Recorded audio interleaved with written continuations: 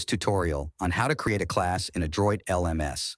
Let's start by navigating to the home screen dashboard of Adroit LMS. Click on the Course menu.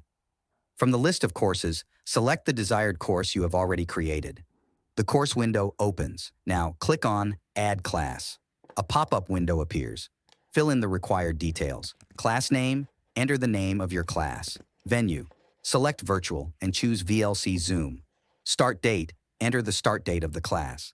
End date, enter the end date of the class. From the drop-down menu, select the assigned trainers who will be leading the class. Set the capacity of the class.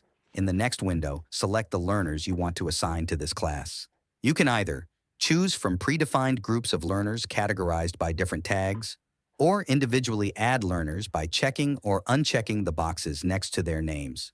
Once done, click on Done. You will now see the class created inside the course and listed accordingly.